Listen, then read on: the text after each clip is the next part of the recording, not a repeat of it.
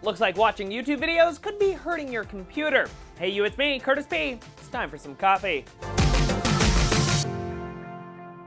So some bad news for YouTube and Google today, as reports of cryptocurrency mining ads appearing on YouTube have sprung up over the weekend. A number of people's antivirus programs were actually detecting the mining code running in the background on their computers while watching YouTube. The ads were showing up for users in Japan, France, Taiwan, Italy, and Spain. And the ads were using a type of JavaScript to actually help mine the digital coin. A closer look at the ads themselves showed that the programming was to use 80% of the user's computer power without them even noticing. There were also some instances of the ads actually showing up a fake antivirus program pop-up saying your computer was infected.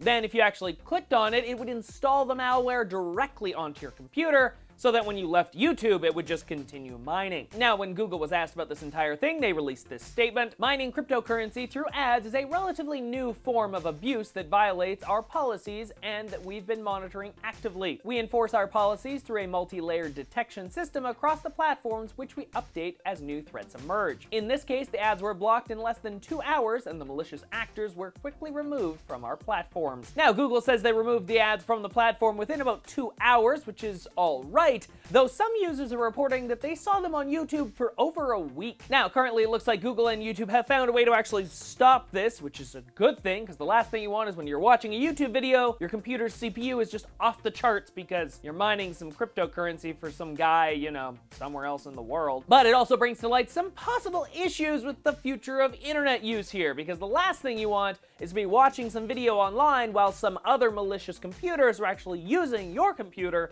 to mine cryptocurrency. That's just super annoying. And with the continued rise of cryptocurrency value, and of course the processing power required to actually mine cryptocurrency, I think we're going to be seeing ads like this a lot more often. Now, one of the big ways that users were actually noticing this attack was happening on their computer was thanks to their antivirus software. So a very simple question for all of you guys today: what virus protection software do you run on your computer? You can let me know in the comment section down below, or of course you can always let me know on my Facebook page, Twitter, or even on my Discord. But from that, let's jump into some quick news for the day. Starting with the announcement from Mr. Elon Musk, as this weekend he posted on Twitter that the Falcon Heavy officially has a launch date, that being February 6th at the Apollo launch pad 39A at Cape Kennedy. And if it all goes well, this launch will send Elon Musk's personal Tesla Roadster off to the Red Planet. But Elon Musk wasn't done yet. He went on to announce the Boring Company's flamethrower was indeed a real product that the company would be selling very soon. Pre-orders for the $500 flamethrower are now open, and the device is expected to start shipping out in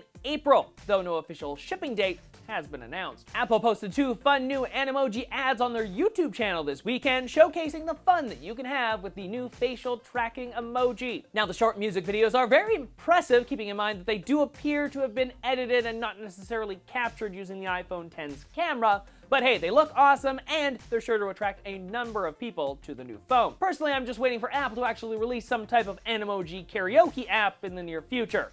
That would be awesome. And more Apple rumors are flying around, talking about the future iPhone SE 2. Currently, it sounds like the new version will again look very similar to the previous, though it will have a glass back for wireless charging. The phone will also come in 32 and 128 gigs of storage, and it could be on sale as early as June. Though I would guess that if Apple was going to announce a phone in June, they would just hold it at WWDC. And Google is finally letting the public get their hands on their quirky new Google Clips camera, as the device is available for pre-order on the Google website right now for $249 US. The Google Clips camera uses AI to actually snap photos and short videos when it thinks it's the best time. The camera will begin shipping to pre-order customers on February 27th, and it should be available in stores on the same date. And that's just a few quick news stories for the day. And of course, to learn more about any of those topics or any of the topics I talk about on today's show, check out the description down below for all of today's stories. Next up, into what could be a huge data breach for the US government, and it's coming from a very unexpected place: soldiers' Fitbits. Back in November of 2017, Strava released a brand new visualization map, showing off all the activity tracked by all of the users using their devices and apps all around the world. That's 3 trillion individual GPS data points that make up this map. But the data about exercise routines shared online also showed off some secret government bases, which of course is kind of some sensitive information here. Now, traditionally these bases are actually removed from Google Maps or Apple Maps. The public can't easily find them. But the Strava map, well, it easily shows off where the US bases are due to all of the GPS routes in kind of strange locations. An example being in Syria, where the US bases actually light up the map. It's super easy to point out where they are. There are also a number of markers over some Russian bases, and the Afghanistan bases can easily be seen against the black map here. It's interesting to note that even by zooming in on the map, you can see like the inner workings of the bases here. Basically anywhere military personnel would walk, the map actually shows GPS data for that, which is pretty revealing. The Falcon Island base, even showing off a nearby lake, appears to be a very popular location for swimming. Now, because of all this data being revealed in this way, I'm expecting it to all disappear very quickly off of their mapping service. Well, probably that, and also a ban on like Fitbit devices in the military, because if they're actively tracking troops' GPS location, probably not a good thing. And that's all for today. If you enjoyed today's show, make sure you hit up that like button. And of course, if you're new to the channel, make sure you click that subscribe button and join the notification squad so you can stay up to date on all the latest videos I post throughout the week. If you missed Friday's show, you can click or tap right over there to check it out. And until Wednesday, everybody, I'm Paradis. Have an amazing day.